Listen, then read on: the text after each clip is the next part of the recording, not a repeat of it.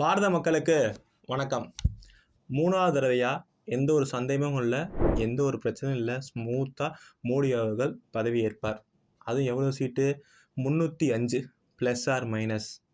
இது எதனால், என்ன காரணம்? ஏன்னா அவர் அந்த அளவுக்கு சீர்திருத்த நடவடிக்கைகள் செஞ்சிருக்கார். இதெல்லாம் சொன்னது வேற யாரும், இங்கே எப்படி பிரசாந்த் கிஷோர் அவர்கள் ஒரு செஃபாலஜிஸ்டாக புகழ்பெற்றிருக்காரோ, அதே மாதிரி உலகத்திலேயே சிறந்த அரசியல் விஞ்ஞானின்னு அவர் சொல்லுவாங்க யுரேஷியா குழுமத்தோட தலைவர் திரு இயான் பிரேமர் அவர்கள். அவர் இந்தியாவுக்கு அண்மையில் வந்திருக்கார். எல்லா மீடியாவும் அவர் பேட்டி எடுக்க ஆரம்பிச்சிட்டாங்க. ஏன்னா அவர் தான் அரசியல் விஞ்ஞானியாச்சே. அதுவும் நம்ம இதில் எலெக்ஷன் வேறு போயிட்டு இருக்கு. நம்ம மீடியாக்கள் சொல்லவா வேணும்? உடனே நீட்டிட்டாங்க. யார் ஜெயிப்பாங்க சொல்லுங்கள், எப்படி இந்த எலெக்ஷன்லாம் யூஎஸ்லேருந்து பார்க்குறாங்க, இந்த எலெக்ஷன் ப்ராசஸை முதல்ல நீங்கள் எப்படி பார்க்குறீங்கன்னு அடுக்கடுக்கான கேள்வி. அதுக்கெல்லாம் ஸ்மூத்தாக சொல்கிறார். என்ன சொல்கிறாருன்னா, எல்லாருக்கும் எந்த சந்தேகமும் இல்லை. எனக்கு தெரிஞ்சு முக்கால்வாசி உலகத்தில் வேர்ல்டில் இருக்க எல்லா லீடர்ஸ்க்கும் தெரியும், மோடி அவர்கள் தான் 3rd டேர்ம் வரப்போகிறாரு. அதுவும் எனக்கு தெரிஞ்சு பிஜேபி 305 எடுக்கும் ப்ளஸ் ஆர் மைனஸ் அப்படின்னு சொல்கிறாரு. அதுக்கு அவர் காரணமும் சொல்கிறாரு. ஏன்னா அவர் எடுத்த சீர்திருத்த நடவடிக்கைகளும் குறிப்பாக அந்த ஸ்கீம்ஸை பற்றி சொல்கிறாரு. அடித்தட்டு மக்களுக்கு வரையும் அவர் கொண்டு போயிருக்காரு. அதனால தான் அவர் 3வது டேர்ம் எந்த ஒரு ப்ரெஷரே இல்லாமல் அவர் ஜெயிக்கிறாரு அப்படின்னு சொல்லியிருக்காங்க. அடுத்து இந்த எலெக்ஷன் ப்ராசஸ், நம்ம எதிர்கட்சிகள்லாம் உடனே கேட்க ஆரம்பிச்சு, இந்த எலெக்ஷன் ப்ராசஸ்லாம் எப்படி பார்க்குறீங்க அப்படின்னா, ஏன் நல்லா தானே இருக்குது, இவ்வளோ பெரிய மக்கள் தொகை கொண்ட நாட்டில் ஸ்மூத்தாக எலெக்ஷன் ப்ராசஸ் நடக்குது. உலகமே பார்த்தீங்கன்னா இப்போ ஈரோப், அதாவது உக்ரைன் ரஷ்யா போகிற சொல்கிறாரு. இப்போ ஈரான் இஸ்ரேல் அந்த பிரச்சனை, அரப் அந்த இதில் சொல்கிறாரு. உலகமே இப்போ ஸ்திரத்தன்மையாக இல்லை. ஏன் எங்கள் யூஎஸ் எலெக்ஷனில் கூட ஒரு பிரச்சனை போய்கிட்டு இருக்கு, அதை மக்கள் நம்ப மாட்டேங்கிறாங்க. பட் இங்கே அழகாக நீட்டாக ஃபேராக எலெக்ஷன் நடந்துக்கிட்டு இருக்கே அப்படின்னு சொன்னால் நம்ம மீடியாக்கெலாம் பொறுக்கலங்க. உடனே கேட்டாங்க, அப்படி இல்லையே, இங்கே இருக்க எலெக்ஷன் கமிஷன் அவங்க சொல்கிற அந்த வாக்குப்பதிவு சதவீதம்லாம் முன்னும் பின்னுமா இருக்குது. அதுவும் அவங்க சொல்கிறதுக்கு நாட்கள் அதிகமாக எடுத்துக்கிறாங்க. அப்படிங்கிறப்ப இவ்வளோ பெரிய நாட்டில் இது ஒரு பிரச்சனையாக எனக்கு தெரியல.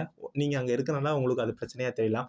பட் என் கண்ணோட்டத்தில் இந்த எலெக்ஷன் ப்ராசஸ் வேர்ல்ட்லேயே பெஸ்ட்டு டெமோக்ரஸி கொண்ட நாட்டில் இந்தியாவோட எலெக்ஷன் ப்ராசஸ் ஃபேர் அண்ட் எனஃபாக இருக்குது அப்படின்னு அவர் சொல்கிறாரு.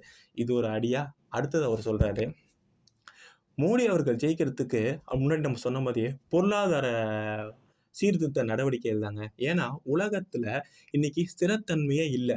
ஆனால் உலகமே இந்தியா என்ன சொல்லும், இந்தியா இந்த பிரச்சனைக்கு எந்த ஸ்டாண்டு எடுக்குது அப்படின்னு சொல்லிட்டு பவர்ஃபுல்லாக வளர்ந்துக்கிட்டே இருக்குது. உற்று நோக்கிக்கிட்டே இருக்காங்க இந்தியாவை. இன்னொன்று, இந்தியாவில் அந்த ஏற்றத்தாழ்வு, அதாவது இன்இக்வாலிட்டிஸ், அந்த பொருளாதார உண்டியல் கட்சி ஆகுனா சொல்லுவாங்கள்ல, அதானி மட்டும்தான் வளர்றாரு, அடித்தர் மக்கள் அப்படியே கீழே போய்கிட்டே இருக்கான்னு, அதை இந்த 10 வருஷத்தில் குறைச்சிருக்காரு. எல்லாருக்கும் எல்லா வளமும் போய் சேர்ற மாதிரியான ஸ்கீம்ஸ் மோடி அவர்கள் கொண்டு வந்திருக்காருன்னு மிக முக்கியமான விஷயத்த சொல்லியிருக்காரு. இன்னும் கூடுதலாக அவர் சொன்னது என்னன்னா, மோடி அவர்கள் வந்தார்னா அடுத்த வருஷம் அவர் 4th லார்ஜஸ்ட் கண்ட்ரியாக உங்கள் பாரதத்தை கொண்டு போயிடுவார். 2028 போல் இந்தியாவை 3rd லார்ஜஸ்ட் எக்கனாமிக் கண்ட்ரியாக கண்டிப்பாக மோடி அவர்கள் கொண்டு போயிடுவார். ஒரு காலத்தில் இந்தியாவை நாங்களாம் எப்படி பார்த்தோன்னா ஒரு புவர் கண்ட்ரியாக பார்த்தோம். ஏன்னா அப்போ அங்கேருந்து புவர் கண்ட்ரியாக பார்க்குறப்ப காலத்தில் தான் இந்தியாவிலேருந்து நிறையா இன்டலெக்சுவல், குறிப்பாக அவங்க சொல்லுவாங்க வெளிநாட்டில் மைக்ரோசாஃப்ட்டு, கூகுள், அதிலலாம் சிஇஓவாக இந்தியர்கள் இருந்தாங்க. ஆனால் இந்தியா ஒழுங்காக பெர்ஃபார்மன்ஸ் பண்ணாமல் புவராக இருந்தது. ஆனால் இப்போ அப்படி கிடையவே இல்லை.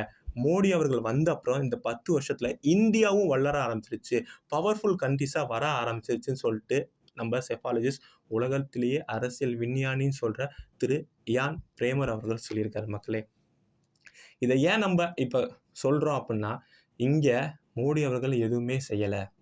மோடி அவர்கள் பாரபட்சமாக இருக்காரு, இந்துக்கள் மட்டும்தான் இருக்கிறாரு, முஸ்லீம்களுக்கு எதிரானவர் அப்படின்னு சொல்கிற நேரத்தில் ஒரு உலகத்தில் அரசியல் விஞ்ஞானி அவர்கள் சொல்கிறாரு, எல்லாருக்குமா மோடி அவர்கள் செய்கிறனால தான் 3rd டைம் வராரு அப்படின்னு.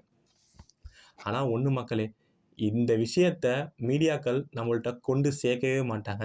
இதே இந்த இயான் பிரேமர் அவர்கள் கண்டிப்பாக மோடி அவர்கள் வரமாட்டாருங்க, கொஞ்சம் சந்தேகம்தான் அப்படின்னு சொல்லியிருந்தா இந்நேரம் டிபேட் வச்சுருப்பாங்க.